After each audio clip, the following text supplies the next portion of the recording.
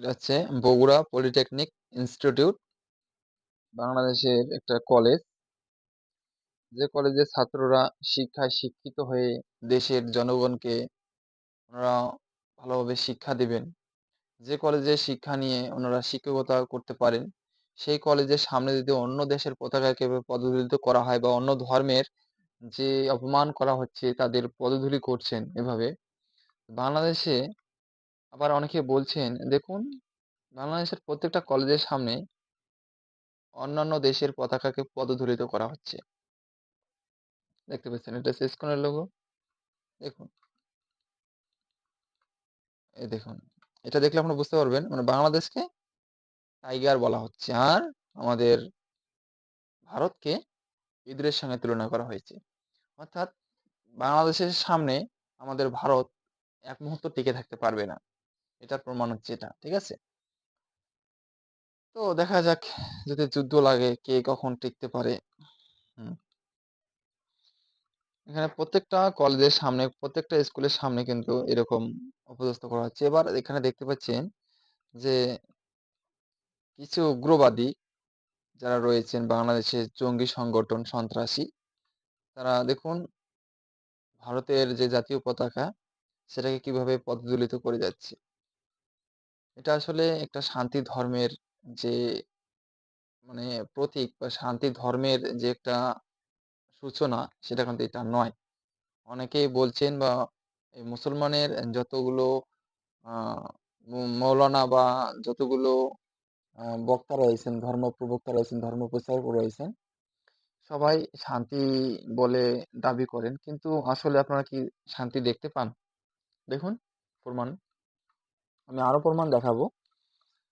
এখানে দেখুন যে বাংলাদেশের যারা মুসলমানরা তারা কিভাবে ভারতের জাতীয় পতাকাকে জ্বালিয়ে দিচ্ছে। ঠিক আছে, তো আমি আবার দেখাচ্ছি বাংলাদেশে যে ঢাকায় স্বামীবাগে একটা ইসকন মন্দির রয়েছে, সেই ইসকন মন্দির কিভাবে পুড়িয়ে জ্বালিয়ে ছারখার করে দিয়েছে আপনারা দেখতে পাচ্ছেন বিগ্রহগুলো। হুম, তো এভাবে ইসলাম ধর্ম যদি শান্তির ধর্ম হয় তাহলে এভাবে অন্য ধর্মকে অপমান করতে পারে না। আমি আপনাদের কাছে কিছু চাইবো, আপনারা অবশ্যই একটু সময় দিবেন, সময় দিয়ে কথাগুলো শুনবেন এই হুজুর কি বলছেন। একজন দেশের প্রধানমন্ত্রীকে নষ্টা ভ্রষ্টা মানে একজন ধার্মিক ব্যক্তি যিনি ধর্মের প্রচারক, ইসলাম ধর্মের যিনি প্রচারক, তাকে এভাবে বলা বা তার মুখে এই ধরনের ভাষা শোভা পায় না। এবং উনি কিভাবে শান্তির বদলে কিভাবে উস্কানি দিচ্ছেন যে সবাইকে লাঠি নিয়ে দাঁড়াতে হবে, লাঠি নিয়ে আক্রমণ করতে হবে ভারতবর্ষকে। আমি বলছি না, আপনারা নিজেরাই শ্রবণ করুন। চলুন আমি আপনাদেরকে দেখিয়ে দিচ্ছি যে উনি কি বলছেন।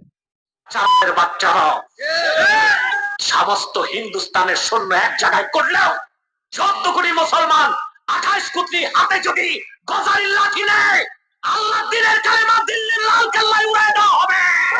বাংলাদেশের মানুষ ভারতের যে দূতাবাস আছে তা ঘেরাও করবে, প্রত্যেকটা ইটকে আলাদা করে দিবে বাংলাদেশের মুসলমান। মজবুত থাকুন, আলেম ওলামা ডাক দিলেই ঝাঁপিয়ে পড়বেন ইনশাআল্লাহ। বর্তমান সরকারকে 3টা পরামর্শ দিব, যে 3টা নীতি তারা বাস্তবায়ন করে হিন্দুস্তান বাংলাদেশের নাম শুনলে হরে রাম করতে করতে পানি খাবে। সম্মানিত সুধী, আমি আপনাদেরকে একটা ভয়ঙ্কর সংবাদ শোনাচ্ছি। পশ্চিম বাংলার মুখ্যমন্ত্রী মমতা ব্যানার্জি, এই নষ্টা ভ্রষ্টা মহিলাটি ভারতের প্রধানমন্ত্রী, মুসলমানদের রক্তে যার হাত রঞ্জিত। ভিডিওটা একটু পজ করলাম কারণ যিনি ইসলাম ধর্মকে প্রচার করছেন তিনি কিভাবে জনগণকে, সাধারণ জনগণের মস্তিষ্কে কিভাবে পাপ ঢুকিয়ে দিচ্ছেন। তাহলে এরা যদি ধর্মের প্রচারক হয় তাহলে দেশকে 2 মিনিট লাগবে না ধ্বংস করতে। আপনারা এর বক্তব্য শুনে বুঝতে পারলেন যে যারা শান্তির প্রচারক, যারা ধর্মের প্রচারক, তারা শান্তি বজায় রাখে, কিন্তু ইনি কিসের শান্তি চাচ্ছেন? চাচ্ছেন আমার দেশের যত জনগণ আছে সবাই মৃত্যুর মুখে চলে যাক। ভারতবর্ষ ইচ্ছা করলে, ভারতের যে প্রধানমন্ত্রী নরেন্দ্র মোদী রয়েছে উনি যদি ইচ্ছা করেন বাংলাদেশকে 2 মিনিটের মধ্যে ধূলিসাৎ করে দিতে পারে, কিন্তু নরেন্দ্র মোদী নিজেই বলেছেন যে উনি কিছু বলছেন না বলে উনি কিছু করবেন না। সময় হলে উনি সব দিকেই চোখ রাখবেন। তো বেশি কিছু বলার প্রয়োজন নেই। এই হুজুর শান্তির বদলে যেভাবে উস্কানি দিচ্ছে বাংলাদেশের মুসলমানদের, যিনি ধর্মের প্রচারক, তিনি শান্তির প্রচারক হয়ে অশান্তির সৃষ্টি করছেন। তো আমি বেশি কিছু বলার প্রয়োজন করছি না। আপনারা নিজেরাই শুনুন, শুনলে বুঝতে পারবেন। সন্ত্রাসী খুনি মোদিকে বলেছে বাংলাদেশে শান্তি রক্ষী বাহিনী পাঠাতে। একটা স্বাধীন দেশে ভারতের প্রধানমন্ত্রীকে সে দেশেরই কোন এক মুখ্যমন্ত্রী যদি বলে শান্তি রক্ষী বাহিনী পাঠাতে, তাহলে বোঝা যায় তারা আমাদের স্বাধীনতায় হস্তক্ষেপ করতে চায়। আমরা যে আশঙ্কা করে আসছি তা এখানে আরেকবার পজ করলাম। বাংলাদেশে যে শান্তিরক্ষী বাহিনী পাঠানোর কথা বলা হয়েছিল বা যে মমতা ব্যানার্জি বলেছিল, এটা এই কারণে বলেছিল যে হিন্দুদের উপর যে অত্যাচার হয়েছিল, এটা কি মিথ্যা? কখনো মিথ্যা নয়। বাংলাদেশে যে কোনো পরিস্থিতির উপস্থিত হোক না কেন, যে কোনো পরিস্থিতির সম্মুখীন হোক না কেন, সর্বপ্রথম সংখ্যালঘু অর্থাৎ হিন্দুদের উপর, হিন্দু সনাতনীদের উপর নির্যাতন করা হয়। কেন? কেন নির্যাতন করা হয় সনাতনীদের উপর? হিন্দুদের বাড়িঘর ভাঙচুর, হিন্দু মেয়েদের, হিন্দু মা বোনদেরকে ধর্ষণ, জীবিত পুড়িয়ে ছাই করে দেওয়া, মন্দির ভাঙচুর, এগুলো কেন বাংলাদেশে হয়? আপনারা যে কোনো সমস্যার সম্মুখীন হলে সনাতনী বা সংখ্যালঘু হিন্দু যারা রয়েছে বাংলাদেশে, তাদের উপর অত্যাচার কেন চালানো হয়? আপনাদের কাছে এর জবাব নেই। এর পরিপ্রেক্ষিতে বাংলাদেশে যত সনাতনী হিন্দু রয়েছে, ওদের উপর আপনারা যেভাবে নির্যাতন করছেন, এই নির্যাতন রুখতে মমতা ব্যানার্জি বলেছিল শান্তিরক্ষী বাহিনী পাঠানোর জন্য। শান্তি রক্ষী বাহিনী, এই শান্তির যে বাহিনী রয়েছে, এই শান্তিরক্ষী বাহিনী পাঠালে কিন্তু সেখানে হয়তো ঠান্ডা হয়ে যেত। কিন্তু আপনারা যেভাবে ছলনার আশ্রয় নিয়েছেন, সেভাবে দেশ আপনার রসাতলে যাচ্ছে। তো চলুন, আমি বেশি কথা বলছি না। আমি মাঝে, মাঝে একটু করে কথা বললাম। আপনারা মনে কিছু করবেন না। আপনি সম্পূর্ণ এর কথাগুলো শুনবেন। তাহলে বোঝা যায় তারা আমাদের স্বাধীনতায় হস্তক্ষেপ করতে চায়। আমরা যে আশঙ্কা করে আসছি তা কি মিথ্যা? সেটা কি? ভারত সুযোগ পেলে আমাদের দেশে হস্তক্ষেপ করবে। মোদিকেও বলে দিচ্ছি আর মমতা ব্যানার্জিকেও বলে দিচ্ছি, সাবধান, বাংলাদেশের দিকে হাত বাড়াবা, 14 কোটি মুসলমান ওই কালো হাতকে ভেঙে দিবে। দ্বিতীয় বিশ্বের একটা দ্বিতীয় শ্রেণীর রাষ্ট্র ভারত। বাংলাদেশে যারা ভয় দেখায়, প্রত্যেক রাজনৈতিক দলে ভারতের দালাল ঢুকে আছে, ভারতকে খুশি করে ক্ষমতায় যেতে চায়। তাদেরকে বলছি, ভারত প্রীতি যাদের মধ্যে থাকবে, বাংলাদেশ থেকে তাদেরকেও ঝাড়ু ঝাঁটা দিয়ে নির্বাসিত করা হবে। বলে কি মুখ রোচক কথা, বলে বউ বদলানো যায়, প্রতিবেশী বদলানো যায় না। দালালি করার ভাষাও শিখে নিছে। বেটা তুমি প্রতিবেশী বানাও, ভারত তো তোমার প্রতিবেশী মানে না। বাংলাদেশের স্বাধীনতায় হাত দিতে চায়। যতবার বাংলাদেশের সাথে বৈঠক হয়েছে ভারতের তিস্তা চুক্তি নিয়ে, পশ্চিম বাংলার মমতা বাধা দিয়েছে, তিস্তা ব্যারেজ করতে দেয়নি। আমাদেরকে বর্ষা মৌসুমে পানি দিয়ে মারে, শুকনা মৌসুমে পানি আটকায়। ওরা পানি দেয় আর আমরা ইলিশ মাছ চাষ করে ওদেরকে পাঠাই। ওরা শুধু নেয়, আমাদেরকে দিতে চায় না। বাংলাদেশের পরীক্ষিত শত্রু হচ্ছে হিন্দুস্তান। তার সাথে বাংলাদেশের কোন বন্ধুত্বপূর্ণ সম্পর্ক থাকতে পারে না। বলে প্রতিবেশী তো সম্পর্ক রাখতে হয়। উত্তর কোরিয়ার পাশে দক্ষিণ কোরিয়া, উত্তর কোরিয়ার নিকট প্রতিবেশী দক্ষিণ কোরিয়া। আপনারা জানেন দক্ষিণ কোরিয়া থেকে মানুষ তো দূরে থাক, একটা বিড়ালও উত্তর কোরিয়া ঢুকতে পারে না। ওরা প্রতিবেশী বুঝে না। আমেরিকার নিকট প্রতিবেশী মেক্সিকো, আমেরিকা মোটা কাঁটাতারের বেড়া দিয়ে মেক্সিকো আলাদা করে রাখছে, প্রতিবেশী সম্পর্ক নাই, কারণ শত্রু তো শত্রুই। ভারত কাঁটাতারের বেড়া দিয়ে আমাদের দেশের লোক যাইতে দেয় না, কিন্তু ওদের দেশের চোর চামার আর ফেন্সিডিল ব্যবসায়ীকে ঢুকায়। ফারাক্কায় বাদ দিয়া পানি দিয়ে আমাদেরকে কষ্ট দেয়, ভেজাল ওষুধ পাঠায় আমার দেশের মানুষগুলোকে হত্যা করে। বাংলাদেশের 16 বছর যারা নির্যাতন করেছে তাদেরকে হিন্দুস্তান সহযোগিতা করেছে। এদেশের আলেম ওলামার উপর যত নির্যাতন নিপীড়ন হয়েছে ভারতের পরামর্শ হয়েছে। বাংলাদেশের স্বাধীনতার শত্রু হিন্দুস্তান, মমতা ব্যানার্জির কথায় তা প্রকাশ পেয়েছে। বাংলাদেশের নিজেরই তো শান্তিরক্ষী বাহিনী আছে। আফ্রিকা মহাদেশে, উগান্ডাতে, বুরুন্ডিতে, নাইজেরিয়াতে, বিভিন্ন দেশে বাংলাদেশের। এখানে আরেকটি কথা হচ্ছে, বাংলাদেশে যে শান্তিরক্ষী বাহিনী আছে, সব জঙ্গি সংগঠন। সোজা কথায় বলতে গেলে। কারণ একজন প্রধানমন্ত্রীকে কিভাবে দেশ থেকে তাড়ায় এইসব প্রশাসন, শুনলে হয়তো খারাপ লাগতে পারে। কিন্তু কথাটি একটু বিবেচনা করে দেখবেন। বাংলাদেশের যে প্রধানমন্ত্রী শেখ হাসিনা, উনি থাকাকালীন বাংলাদেশে কোনো রকম অশান্তির সৃষ্টি হয়নি। কিন্তু যখন থেকে শেখ হাসিনা চলে গেছেন, তখন থেকে দেশে শান্তি আছে? কেউ বলতে পারবেন বুকে হাত দিয়ে? দেশের প্রধানমন্ত্রী নেই, অর্থাৎ দেশের যেহেতু মেরুদণ্ডই নেই, তাহলে সেই দেশের শান্তি কিভাবে থাকতে পারে? আপনারা তার বাস্তব প্রমাণ দেখতে পাচ্ছেন। এই হুজুর বলছেন যে বাংলাদেশে শান্তিরক্ষী বাহিনী আছে। আমাদের অন্য দেশ থেকে শান্তিরক্ষী বাহিনী কেন পাঠাবেন? বাংলাদেশের শান্তিরক্ষী বাহিনী নাকি কোথায়, কোথায় কোন দেশে, দেশে রয়েছে। মানে এদের কথা শুনলে সত্যিই অবাক লাগে। যাই হোক, ওনারা যুদ্ধ করতে চাচ্ছেন, করুক, সমস্যা নেই। কিন্তু আমাদের একটাই শঙ্কা হচ্ছে যে ওনারা কতক্ষণ টিকে থাকতে পারবেন। চলুন সম্পূর্ণ কথাগুলো শুনে নিন। সাহসী সেনাবাহিনী শান্তি রক্ষী হিসেবে দায়িত্ব পালন করে। তো বাংলাদেশের শান্তি রক্ষায় কি আমার দেশের সেনাবাহিনী ব্যর্থ হয়ে গেছে? যে আমেরিকারে বলে ভারত আমেরিকাকে বলে শান্তিরক্ষী বাহিনী পাঠাবে, ফন্দি এইটা যে আমেরিকাকে বলবে শান্তিরক্ষীর অনুমতি দেন, আমি আমার বাহিনী পাঠাই। বেটা চালালের বাচ্চারা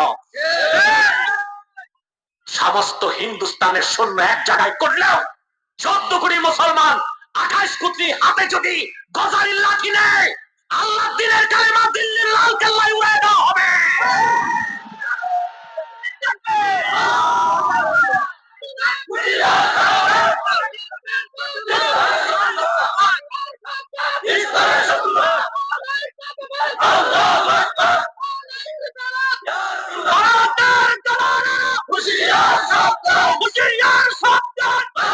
সম্মানিত সুধী, মমতা ব্যানার্জি বাংলাদেশের স্বাধীনতার বিরুদ্ধে যে বক্তব্য দিয়েছে, 24 ঘন্টার মধ্যে পররাষ্ট্র উপদেষ্টাকে ভারতের রাষ্ট্রদূতকে তলব করে শোকজ করতে হবে, নতুবা বাংলাদেশের মানুষ ভারতের যে দূতাবাস আছে তা ঘেরাও করবে, প্রত্যেকটা ইটকে আলাদা করে দিবে বাংলাদেশের মুসলমান।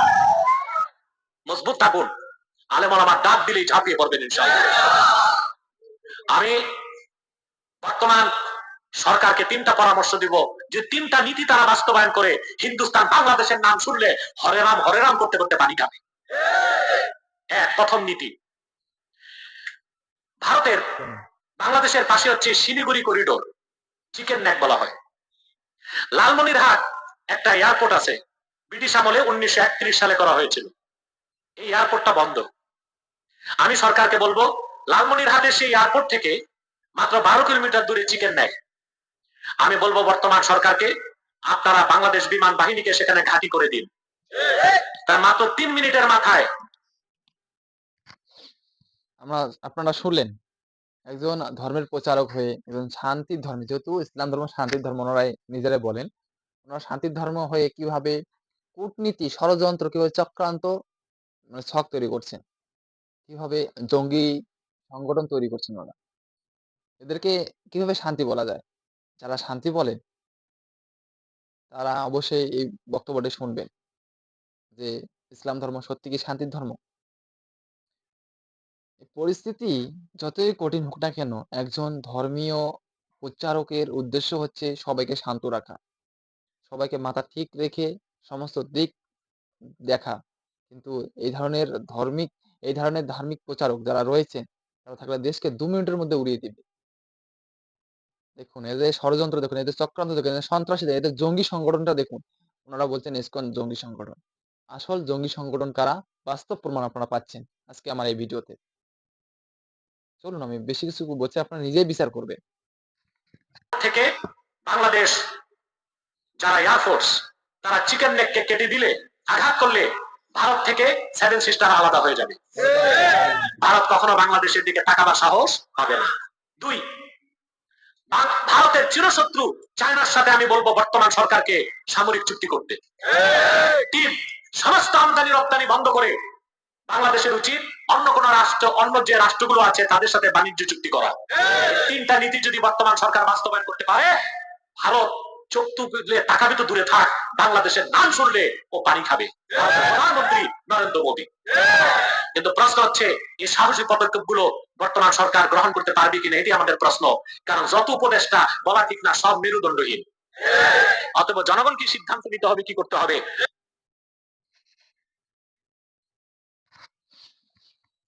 তো আপনারা শুনলেন যে বাংলাদেশে যত উপদেষ্টা আছে এত নির্যাতন করছে সংখ্যালঘুদের উপর, তবুও ওনারা মেরুদণ্ডহীন। মানে এত নির্যাতন করছে সংখ্যালঘু যারা সনাতনী রয়েছেন, হিন্দু রয়েছেন। আপনারা সম্পূর্ণ কিছু মিডিয়ার মাধ্যমে হোক বা যেকোনো চ্যানেলের মাধ্যমে হোক আপনারা দেখতে পাচ্ছেন। এগুলো কি মিথ্যা? আমার কাছে অনেক প্রুফ রয়েছে। তো আমি আপনাদেরকে সমস্ত কিছু দেখাবো। কারণ এই ঘটনাগুলো খুবই মর্মান্তিক ঘটনা। যেখানে সনাতন ধর্মের মানুষ সব সময় শান্তিপ্রিয়ভাবে বা নিরিবিলি সমাজ পছন্দ করে।